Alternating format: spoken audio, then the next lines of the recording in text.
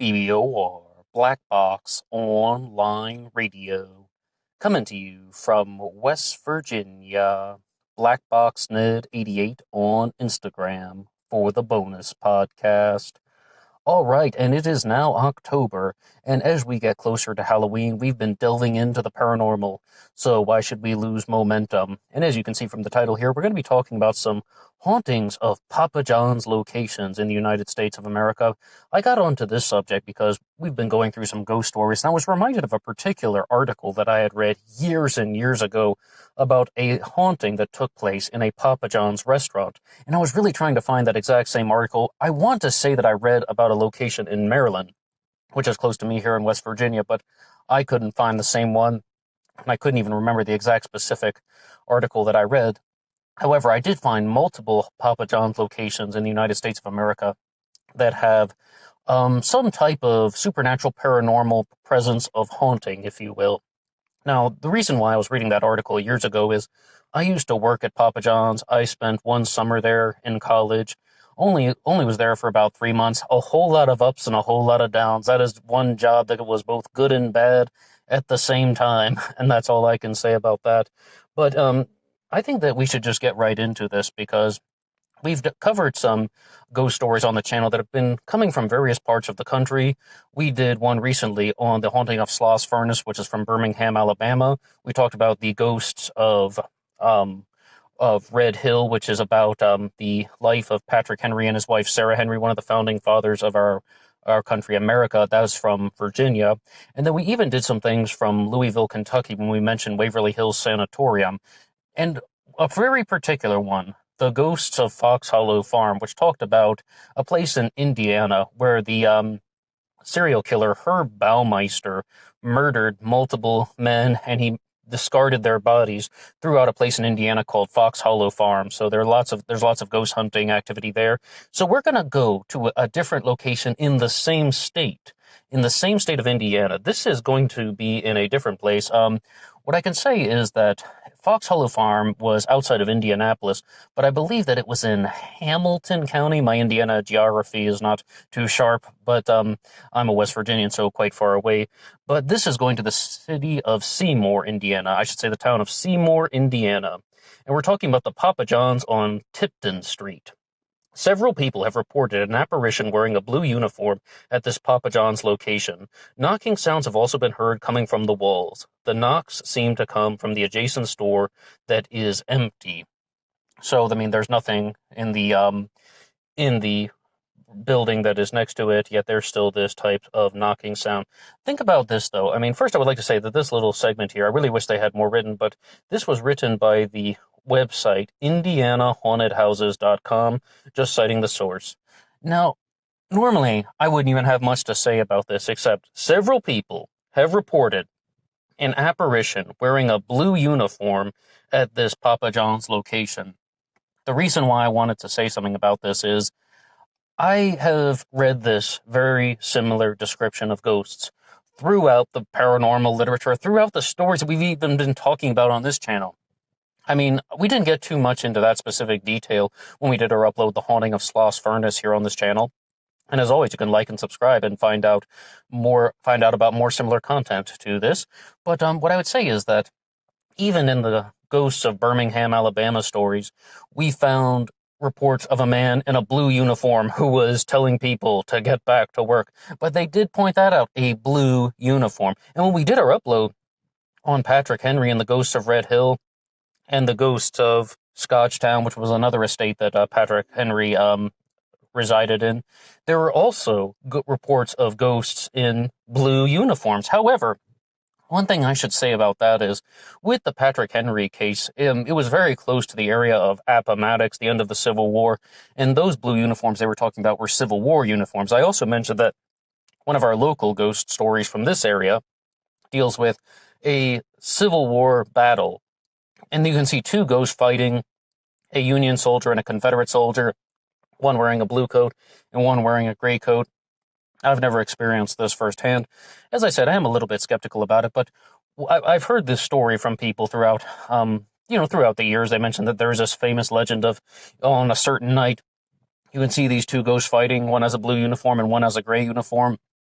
And I just began to notice, now we even have this Papa John's location in Seymour, Indiana, is being haunted by a man in a blue uniform. What's going on with that? Is there any type of connection? Because the other pattern that I noticed with women is it's a woman in a light-colored nightgown with long flowing hair, usually dark-colored. And now we have the man in the blue uniform. The question that I've been asking during these paranormal themed recordings is, do you believe that this is the human brain trying to normalize the darkness? Do you believe that, either these things could be completely real, and there could be no other explanation other than, yes, indeed, this is a ghost, or this could be something to the contrary, where you have, like, the human brain is trying to normalize the darkness, putting a face on it, putting an identity on the things that we cannot see, because let's not kid ourselves, people are afraid of the unknown. There's a very large phobia of the unknown that many human beings have. Not all, but many. Perhaps this is going to depend on your level of openness to experience, that is. So I get really quite curious when we hear these stories of people always seeing this man in a blue uniform, even at a place such as a Papa John's location. When I mentioned that I read that article years ago about a haunted Papa John's restaurant, the things that they described there were very similar to some of the things here, though, although they said that, yes, they heard sounds, but the thing that I remember very, very precisely about that Papa John's haunting was that the ovens in the restaurant would turn on and turn off at odd times when no one was touching them. And, like something is manipulating the system, and they weren't really sure what. They had no explanation. They're paying attention to the dials even, and then the mechanical parts throughout the restaurant, just very, very exclusively the ovens. I remember that exact detail. I would expect that they would have experienced this with other things, but this is an article that I read perhaps 9 or 10 years ago, so I'm a little bit hazy on those details.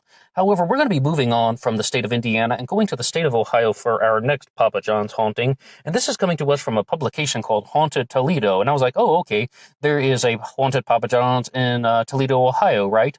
Wrong. This is actually from Defiance, Ohio, but citing Haunted Toledo for this publication. And they have Papa John's in Defiance, Ohio. Another haunted pizza joint? Don't mind if I do. On a dark night, shortly after closing, an employee of the Papa John's in Defiance, Ohio, had the fright of his life. After he walked out, and I was locking the door, but I swear, a dark figure walked into the office. But I know no one was in the store. Before it was a Papa John's franchise, the building was home to a variety of businesses. At one time, it was a donut shop, another an auto repair service. Today, it's just another stop on our journey through Ohio's vast expanse of paranormal legend and otherworldly folklore. Employees have often reported inexplicable cold spots and the sensation of being watched. An electrical static feeling often fills the air, and people are often left feeling like they're not completely alone in the building, even when their own eyes tell them differently. As the story goes, there have been several deaths at this location over the years. An unlucky auto mechanic met his end beneath the heavy steel lift of a car, crushed to death on the job. Another story involves a shooting on the premises when it was a donut shop, gasping their last breath right there in the lobby of the building. Employees believe these deaths have contributed to the current spate of paranormal activity going on to this very day. Most of the activity happens in the back room, writes an employee of the Papa John's franchise, but the night, me and my closing driver heard the gasping sound. It was right next to us at the front of the store. Strange noises and sounds are reported all the time in the building, but it is especially active at night and in the back room. Often it sounds of someone breathing heavily, gasping for air.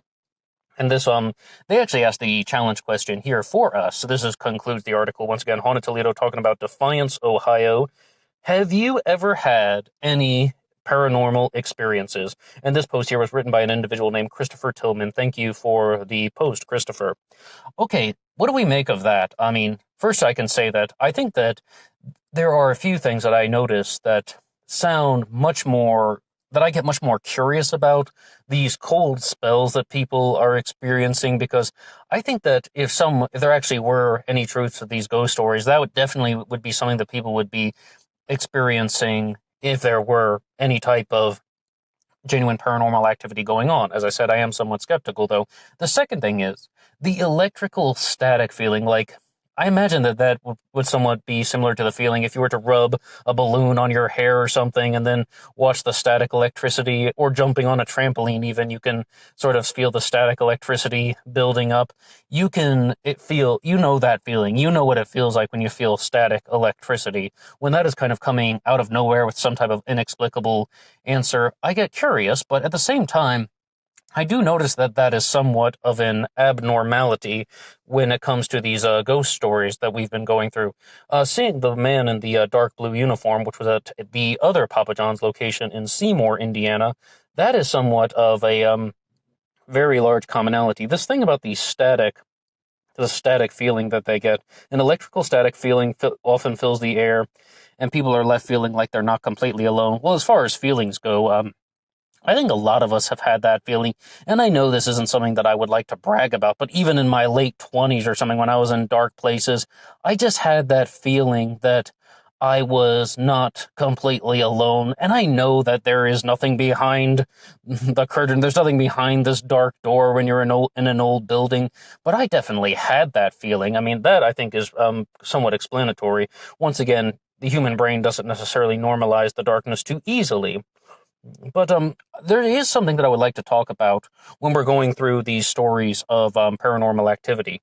Notice how, when we said the information about the deaths of the employees. So let's just go through that again. An unlucky auto mechanic met his end. Another story involves a shooting on the premises when it was a donut shop. This post here does not give the names of the people who died. It does not provide any sources to follow up with that. And it's not very specific. This is a very big commonality that we found just going through 5 or 6 ghost stories for the month of October here on this channel. And once again, if you'd like to hear any of that material, it's available here on Black Box Online Radio. And if you like this upload, you can hit the like button. And if you haven't subscribed yet, you're welcome to do so. It really helps out the channel. But the other thing to say is that when we're going through ghost stories, they often don't tell you the name of the victim. Or in the case of the haunting of Sloss Furnace, we talked about James Slag Wormwood, a man who was allegedly murdered at this steel mill in Alabama. And it turned out, though, that local historians found out that this is a story that is based on a real-life individual named Richard Jowers, who died on the job working at not even at Sloss Furnace, at a different steel mill in Birmingham, Alabama. And they talked about how, okay, this legend has been created because first they started telling the story this way, then they started changing a few place names, changing a few specifics, and then they created this fictional character that was based on a real-life incident. James Slag Wormwood, of course, based on Richard Jowers. And we have uploads about both of these things here on the channel.